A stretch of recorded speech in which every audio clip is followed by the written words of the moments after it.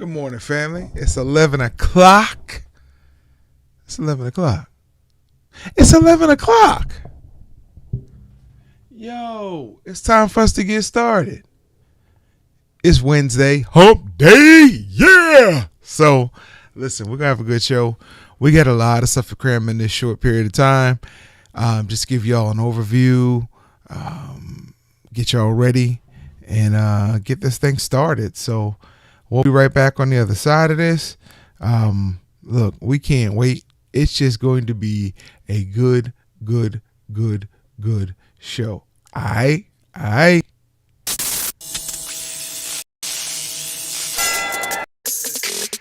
It can stay in the 30s. I'm good with it. 20s, 30s, I'm good with it. I mean, when you got that natural installation, bro, it's cool. I get it.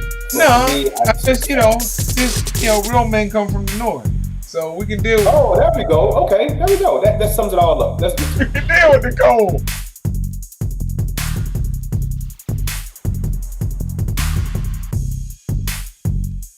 I'm saying these names not because they're essentially the best fighters out there, which we can make a case for Shakur Stevenson, definitely. They just look that much better than whoever they fight.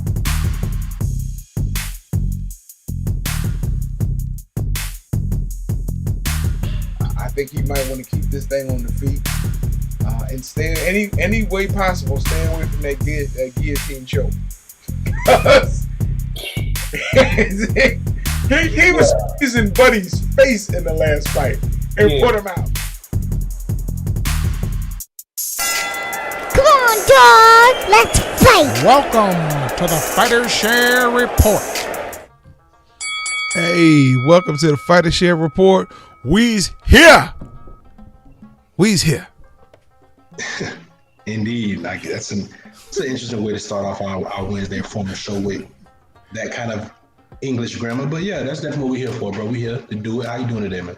I'm doing well. How about yourself? Hey, man, it's Wednesday. It's a beautiful day, man. That's what they keep telling me. Listen, we got a lot going on this weekend. Some things kind of slide by, but I tried to capture the bigger things coming on this weekend, like Bellator 257. It's gonna be a good one. It's the guy who beat Ryan Bader for the light heavyweight championship, Vadim Nemkov, versus Phil Davis, another veteran from the UFC in Bellator. And this is part of this light heavyweight tournament. But the belt is also on the line, which that always like throws me. I'm like, okay, you're in a light heavyweight tournament and you have to defend your belt in the tournament. Who'd you tick off? Yeah, and is this unique to just Bellator, or do other people do this as well? No, I think this is unique to just Bellator. Okay, yeah, so I was about to say, I've never really heard of it being done this before, but yeah, that is true. Yeah, I don't know what to make of that, bro, honestly. I guess you kind of have to win then, right? And you got to win the tournament to keep your title. to keep strap. Because when you look at ONE FC and the brigades or that tournament they did, the champions weren't in the tournament. Yeah, well, I guess what it does is ensures that the best fight the best. This is why I was screaming. I would have loved to seen this in the UFC. Yeah. I would love for them to adopt a tournament like this to where, but then you can't pick matchups. You can't, unfortunately at some point, the best is going to have to fight the best, even if you stack one side heavier than the other. But I would love to see this happen, but I don't think we will. But hey, we got Phil Davis. A lot of people remember Phil Davis from his UFC days. Heavy kicks, fluid, good movement, rangy. I have not seen Vadim Nemkov fight except in highlights. I didn't see the fight he had against Bader, but he beat up Bader. So it had to be, he has to be a pretty good fighter, and he's holding the strap.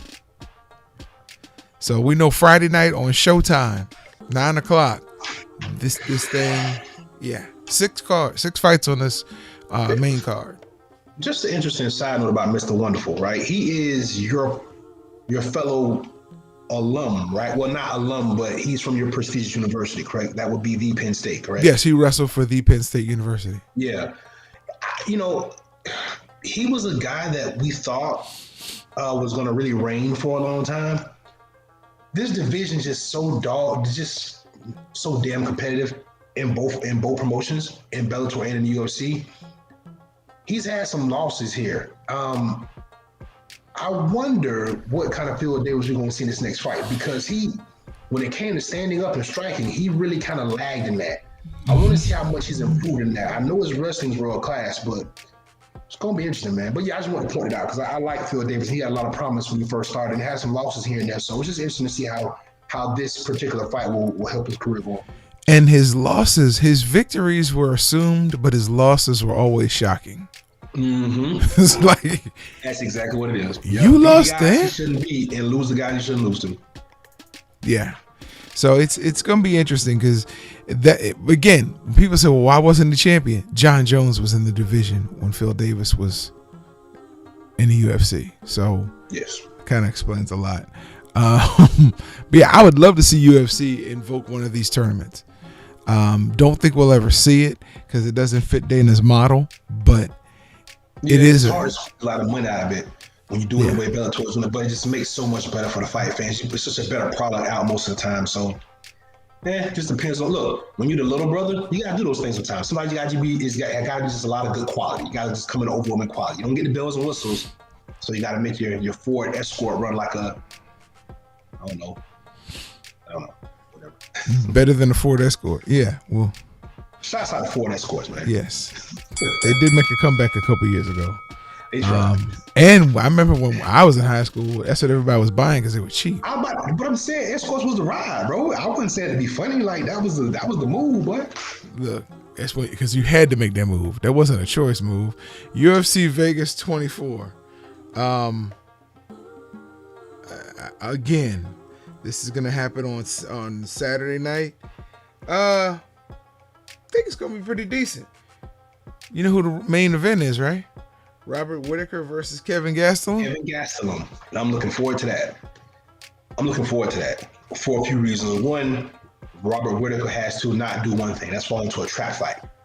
Two, Kevin Gastelum, all he has to do is come out there and be Kevin Gastelum. Just be who he is. This should be a pretty good fight, bro. I'm not expecting any surprises, and I don't really know what that means. We're going to predict winners on this show. But this is going to be a good fight. And Gastelum's always a tough out. And being a shorter guy, what's Gastelum, 5'9", fighting at 185? Bro, but that wrestling, that ground game is good. So I want to see what Robert Whittaker does, but let's talk about how great Robert Whittaker is, though, bro. But I think this is a real pivotal fight for Robert Whittaker because haven't you lost to Izzy twice now? Yeah, and again, this can be a trap fight for someone like him because let's think about it. If you're Robert Whittaker, bro, you really just only got your eyes at one person. It's not Adesanya. You dispatched Jared Cannonier. You got Marvin Vettori trying to jump ahead of you and get the fight with Adesanya first, which he may well do because you already had your shot. But bro, Robert Whittaker, before Adesanya showed up, was the gatekeeper. He was the landlord. He was the principal of this division, bro. Nothing came through that he didn't have to squash, bro. So this dude is a real legit champion. He just couldn't beat Adesanya. Now, I don't know how he's going to fare against his other guys, but so far, so good. Well, first of all, he better be Kevin Gastelum if he wants another shot at Adesanya. Because I think this is one of those fights that could set him down a few rankings. And no longer it's a trap fight, bro. Yeah, it is. But here's the thing. I don't know how this is a trap. I get what you're saying, but if I'm in his camp, I don't know how this is a trap fight when it's clear what could happen to you. But you're right. It's about your focus. And are you training as hard for this fight as you did for your other fights? Exactly. Because guess who's training their ass off? Is Kevin it? Gastelum. Oh, yeah. Yeah, Kevin Gastelum. Yeah, he's ready. And this is one of those fights, though, where you could look and say, you know, I don't know who's going to beat Izzy. You know, these guys could be just fighting for second place still. Yeah, I mean, look, bro, I'm sure we'll get into a little more of that discussion in a few weeks, you know, as we look at, you know, more fights that are coming up. But, bro, look, man, one thing that's true in combat sports is styles make fights. Yeah. Styles make fights. So some of these guys are just the matchup is just not going to be for them. In this case, Robert Whitaker is just a bad matchup for Izzy Adesanya in favor of Izzy, not Whitaker. That's what I'm saying. Like the way Robert Whitaker fights, that's perfect for Izzy. Yeah, perfect. And Robert's not going to change the way he fights. Exactly. He can, but why should he? He can at this point, bro. He's been the champ forever. The only person beat him is Izzy. Right, but you should change the way you fight. So when you fight Izzy, you have a wrinkle to throw in there. Okay, yeah, that's what I was about to say. That's why I did that. Let's not overcorrect, right? Maybe just a little small thing here that you can correct that can make it better, but you don't want to try to do a full 180. That's how you get knocked out in the first round. Yeah. That's true. So again, we may just be fighting for second place. I don't know. I mean, when you have a dominant champion at the head of your division like that, when you have a John Jones or an Israel Adesanya, or back in the day when you had a Demetrius Johnson, it was like you didn't want to fight in that division too long. If you could get out of it, you got out of it because you were fighting for second place. So even a Tyron Woodley for a couple years, nobody was beating him. So, George St. Pierre. Oh man, you start thinking a lot of these guys held it down for a period of time. Anderson Silva. Everybody got their shot, bro. Yeah, so it's interesting. I know 205 guys were. Dominic Reyes will be fighting again soon. We'll be talking about that in the next upcoming weeks. He'll be fighting again, I think, this month. Listen. Glad you done healed up. This one is. Here we go. We got Jake Paul versus Ben Askren, and we have Demetrius Andrade versus Liam Williams, all on the same day. So, all on the same day. Your baby mama, Jake Paul, will have to get in the fight Ben Askren. How you see this going, bro? How do I see it? Well, I see it being entertaining. I am not, and because look, we're gonna pick winners on this just because, for all intents and purposes, this is not like a real fight. So, it is. And when I say that, I mean it loosely in quotations, like how they gonna score this as far as the records go. Because they're trying to hurt each other. I don't think Ben Askren wins this fight, bro. I think Ben Askren goes in there and he tries hard, and I just think he gets beat up over the course of how many rounds it's supposed to be. This is not a wrestling match. Ben is a superior fighter where he can use all four of his limbs. He can only lose two in this fight. He's never seemed to be really athletic. To me, he's just been a good wrestler, and there's a difference. So because of that, I don't know. I think Paul wins this one. Probably knocks him out late. Okay. Listen, that's why they fight. So that's why they play the game. We're gonna see. But entertaining, hopefully though. Listening to Ben Askren, this ain't no exhibition. Hey, I seen Ben Askren on the bag and I was like, man, I don't know. We're gonna see. Yeah, I get it. I'm hoping he was just playing around. Right. Maybe he wasn't trying to convince us. I'm hoping he was just playing around to get that money to come in. But it's gonna be on pay-per-view Saturday at 9 p.m. It looks like they're fighting from New Orleans. No, Mercedes-Benz Stadium in Atlanta, Georgia. Atlanta, yeah. ATL shot. The stadium. They gonna get that many people? I mean, it's probably half the price now because of the pandemic. Well, it is Georgia. It's just like holding something in Florida. They're gonna show up. I'm gonna need you to relax. No Florida slanders today, bro. Boo against Liam Williams. Now that's in Miami. That's in Hollywood, Florida. Yeah, at the casino, not the Hard Rock. Yeah, Seminole Hard Rock. Okay, at the Guitar. For those that have been down there, it's the big guitar building. You can't miss it. Yeah. Good fight, bro. Very good fight. We touched on this. You and I both agreed that we think Liam Williams is dangerous, bro. He been putting everybody to bed with them noodle knockers. Andre better be ready, bro. He ain't had a real fight in quite some time. This is a real fight. This kid is coming to win. This could be a trap fight for Boo Boo, just like we talked about with Robert Whitaker and Kevin Gastelum. How you see this, bro? Look, the first 1 to 2 rounds are going to tell because Andre hasn't been in the ring in a long time that I've seen him. I mean, when is the last time he had a fight? I think it was Luke Keeler, right? That was last fall in Miami, right? That was like, Oh, okay. or was it in the summer? But yeah, it was during the pandemic. Remember, because they had Devin Haney down there. They had I Ryan forgot Andre was on Everybody that card. like a whole little thing, right? Yeah, okay. So it hasn't been as long as I thought. All right, so we shouldn't have ring rust. So I like Andre. We don't pick winners, but Williams are gonna have to show me something big. But I like Andre. I just do. I don't know how to talk about the fight without saying who I. But again, No, I get it, bro. Yeah, anybody can win. It's not. It's a fight. Well, here's the thing. I don't think it's a mismatch. No. This is a very good fight. This is a true 60-40. This is a good 60-40 fight. But what makes the fight dangerous is Andre hasn't had a real threat, bro. Even when he fought Luke Keeler, that wasn't a threat. Like, he was playing with his food, bro. This is different. And I think that, I'm just saying, bro, I'm a fan of if you don't use it, you lose it. And what I mean by that is just simply that adrenaline, that healthy fear that you have before you get into each fight.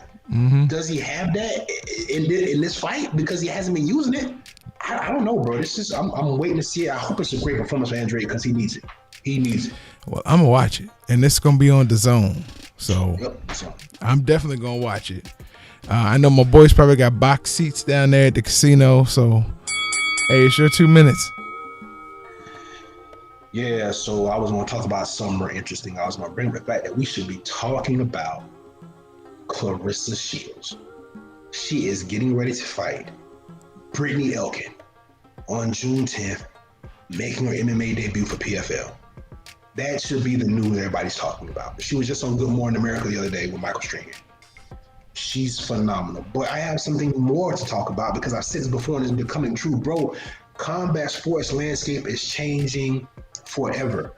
I don't know if you saw this, but Triller, who we've both been crushing on a lot during this pandemic because they've been able to put on these fights. The same people that are going to bring us Ben Askren and Mr. Paul on Saturday. Also Regis Prograis, right, against Ivor Baycatch. Bro, Triller just bought Fight TV. Like, this is what I'm talking about. This company, bro, and the Triller, if you listen, you can bring us on, sign us up. They're in a position, bro, where they're going to start really becoming power players here, bro. Because the acquisition of Fight TV pretty much takes all the lower to mid-level fighters and puts them on their platform. Every fight that you see every weekend from wherever it is around the world, around the country, it's on Fight TV. Triller has just made a major acquisition, bro. And I don't think people are ready for it. But I'm saying all that to say this. Fighters, get yourself together because the traditional route of promoters is about to go by the wayside. It's going to happen fast. Shouts out to PBC and Al Heyman for kind of setting their company up a little different. But when you start looking at Top Rank and Golden Boy and all these Matchroom, start playing your cards right because the internet guys, the e-business, the e-commerce guys, the guys with the big pockets, they come in. And Triller just buying Fight TV was them putting their flag in the ground. They're going to be here for a while, bro. Stay tuned for that. Yeah, that's major. Listen, I'm talking about something I know we don't cover a lot on this show because we deal with combat sports, but sometimes real life creeps in. Dante Wright was killed Sunday. We see it on the news. We see now they've been holding protests in Minnesota. But something that's flying under the radar that may not be picked up on is the officer who killed him. We're not really going to get into the fact that she pointed her pistol and said she had a taser, and officers carry their tasers on the opposite side of their body from their dominant hand. So there is no way that you can really do this by accident. But something interesting is she resigned.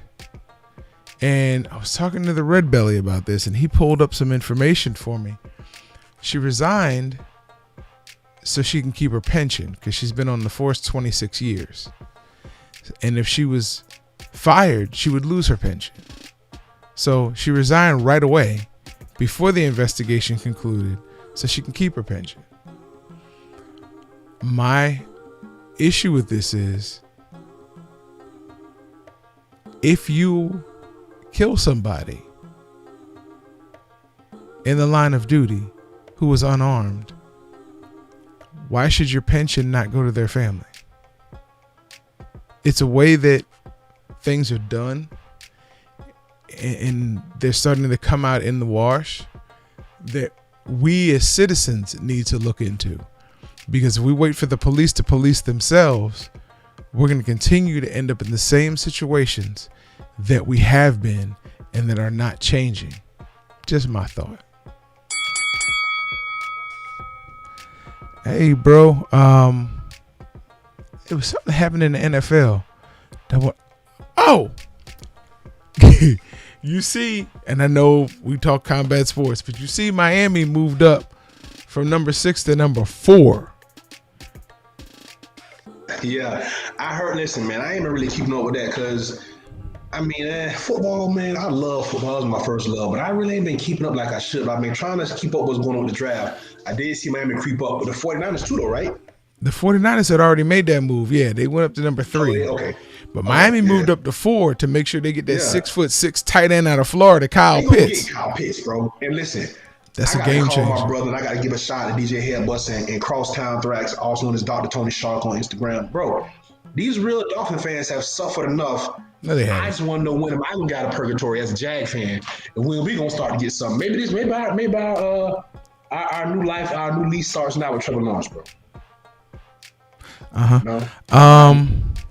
Listen, it might. But them Dolphin fans, but they're making moves, man. They're making moves. Yeah. Shouts out to the Dolphins. Somebody was like, who was a Dolphin fan, said, "Man, is it really that big of a deal?" I'm like, this is the next coming to Shannon Sharp, bro. Yeah, this is a big deal. We'll see. Hey, all right, shout out to my mom. Shout out to Audrey Brown, who may or may not be in surgery again right now. Our prayers go out to you. Shout out to the Lipinski family. Shout out to my pops, my wife, my daughter. All right, bro. We'll see y'all tomorrow on the Let's Refine show, man. Shots out to one Stephen Curry. He passed Wilt Chamberlain, all-time leader for the Warriors. I like Steph. We'll see y'all tomorrow. Fight we out of here. Peace.